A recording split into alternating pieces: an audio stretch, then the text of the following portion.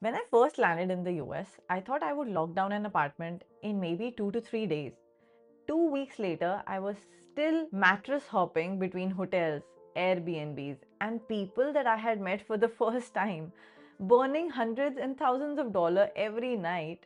So, if you're coming on F1 or H1B and you don't have months to figure this out, you need housing fast. So in this video, I am going to share the fastest, safest housing options that no one really talks about, the kind that could save you a lot of stress and money wastage that I had to go through. Hey everyone, I'm Tanu. I have lived in the US for about 5 years now, moving between different cities and states, and I have been over every housing scenario you can imagine, from scams, from being signing leases without knowing what's in it, and a lot more. And I've also been getting like a tons of questions about housing lately, so I thought why not to create a video breaking down everything step by step for those who need it the most. So let's get started. Alright, so let's start with the elephant in the room. Why is finding housing such a big deal for immigrants and people coming on F1 and H1B visas? That's because, first of all, the timelines that we come with is absolutely brutal. Most of the people are just arriving like a few days before either their classes are beginning or their jobs are beginning. So as soon as the visa comes in, people generally book their flights, and then it's a blocker because here US apartments don't generally entertain people who are coming from abroad, or like if you call apartments, they would not entertain your calls. So you will just feel stuck. The second biggest problem is the credit history. You don't have any credit history, which is the most important thing in the US, and you don't even have your SSN, which is again the most important thing. And for students, it's worse because you don't even have a job. So forget about SSN or forget about showing anything that can prove that you have the money to pay the rent. So basically in the US, if you're a first time renter, you will be looked, especially if you're an immigrant, people will look at you like if you're from another planet, and you will just not be entertained. And I don't even want to get into the emotional pressure and feeling of being away from home that is already catching up to you in a new place, and going through all of this alone is not fun at all. So the good news is that these problems can be solved. You just need like a right strategy, and you just need some realistic expectations. So let's talk about that. First option, I would suggest, if you have relatives or your school or college friends in the city you are going to, ask them if they would be willing to host you, and that would be the best option to go with, to take advantage of. Just crash on their couch for a week or two until you can find your own space, because not just apartment help, you can get to know a lot more about the new country or a new city. But of course, not many people, like I didn't know anyone when I came to the US, in the city that I was going to. So it's okay if you don't know anyone. The next option would be look for homestays or shared housing. Now in this, basically you can either live with a host family who would be really happy to host you for a few dollars. People here actually really like to do that, just because either they do have a lot of space, they live in these big 5 to 8 bedroom houses, they have a lot of space they want to rent out, or they can give you their basements as well. Or some people really also love the cultural exchange happening with other countries, so they do that for fun as well. For some people, it can be a really good experience if they find like a nice family to host. But for others, if you're not comfortable like adjusting, with other families, especially if you're new, you don't want to get into that cultural adjustment right on, then look for shared housing with other students who are from your country. So for things like these, you can just type in your city name and you can type homestays, like homestay in Atlanta or homestay in New York, and you will get tons of options for shared housing. If you want to have a roommate, you need help with finding a house with you, then you can look at roommates.com, or you can check out some Facebook groups with your university name, city name, and just write like shared housing or student housing.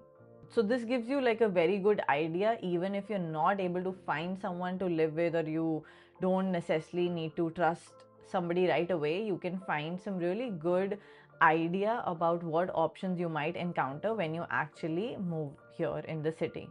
and find like a really cheaper option somewhere in the range of $500 to $1,000 if you go with shared housing or homestays option. But just a disclaimer, you might also find like one bedroom apartments on rent or lots of ads on Facebook groups, but do not pay anything without actually seeing those apartments first or meeting the landlord in person. Just be safe and avoid any of these scams from the very start. Now, if you of course value privacy and you want a footing from the very beginning without having to go through all this searching with people and finding people, because it is a hassle of course, there's another good option, and that is called the verified housing platforms. These are generally good and really interesting options. I even wasn't aware of them when I came here, otherwise, I would have 100% tried these. I got to know about these recently, so I thought I'll just put it out there. So, you can explore websites like University Living, Amber Student, New Homes. They have probably solved the biggest problem for students and young professionals, and they basically tie you up with a landlord and you don't even have to go through all this documentation. You just fill like a basic simple form with your details and what are you looking for in a house or in a home. They will help you find the best option for you. They also have like very flexible options. If you do not want to go get into a lease right away of 12 months, you can look at this option. You can book this from anywhere for a few weeks to the long term as well. And this is really on the safer side because these are called verified housing and these companies have done the verification beforehand. The cost of this will vary widely because you can find shared options as well here, and you can find just an apartment that you're looking for by yourself. So it could range from anywhere from $600 to $2,000 and even more, depending on what sort of location, community, and housing options you go for. And another good part of this is that you can actually find a lot of furnished options here. So you're not necessarily looking at setting up utilities for yourself or buying your beds and mattresses and setting up your wardrobe and things like that. This can be a good option if you want to like save time, save a lot of stress, and just explore nearby surroundings on a flexible option. I've put in some of the links in the description below, so check it out. Now, the next option is going with a traditional rental and apartment lease. This is where you can get your own apartment and you're ready with the documentation. You have the budget and you want something in your own name from the very beginning. You have good amount of money saved up, like your security deposit, maybe your broker fee, your first month and your last month's rent. So you're looking at somewhere from $2,000 to $4,000 in the very beginning. So if you have been able to manage all this and you have the documentation ready within a week or two, then you are good to go with the traditional rental apartment lease option as well. If you start early, which apartment you really want to lock in, then you can look at somewhere from 2 weeks to 4 weeks, sometimes longer. And then once your lease is finalized, you just get in. These homes are not furnished, so you would need to set up all your furniture by yourself, and then you don't have to worry about anything for the next 6 to 12 months. Last option is obviously the emergency parachute. If none of the above options work out for you, then just go for something temporary. Look for hotels and Airbnb. If you're flying in the peak season, then you're looking at somewhere from $100 per night to $500 a night. Airbnb might be cheaper a little bit depending on the location, if it's on the outskirts a little bit, but more or less that is the kind of range you're looking at. I wouldn't really suggest Airbnb in the very first flight here, especially if you're alone and if you're new to the area. Then I would suggest just go for a hotel. That will be just safer, and you can still talk to people there, meet people there, and get the information you need. And if all of this feels overwhelming and you're still confused, then check out my rental toolkit that is specifically designed for newcomers, where I help you find and pick the best option as per your needs. So, check out my website or feel free to email me for details. So, yeah, these are your options. Now, how do you actually choose between which one to pick? Trust me, there's a process to everything here, and I'll just briefly touch on it. So you can start with your neighborhood search. Just check everything on maps first. Calculate your commute, look at the environment around, look at if there's grocery places, a pharmacy around. So you want to be closer to your university because that's where you need to be every day, right? Definitely check for local crime rates. If a home is way cheaper than the rest, then that's usually a red flag. If you're going for like these traditional rental or leasing apartments, know that these are usually not month to month basis, and month to month are way more expensive if you find some.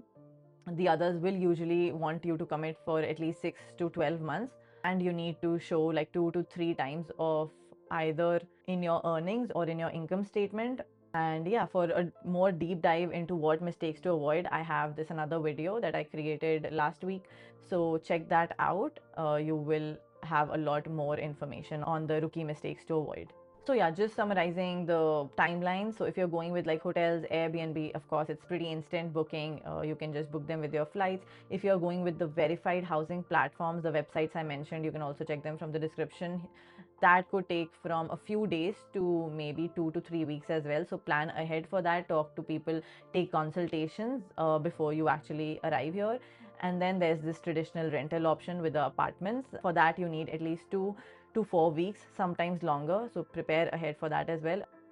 Yeah, so that's all I had for you today. Finding housing for a newbie is a very stressful task, and honestly, once you get it, it definitely feels like an achievement.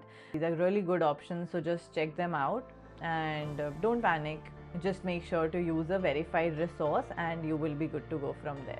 So again, hopefully at least one person found this video helpful. If you did, hit that like and subscribe button, and follow me if you want to know more of these practical strategies. And next week I'm working on this series of sharing everything possible about the American dream. So watch out for that, and see you in the next video. Bye.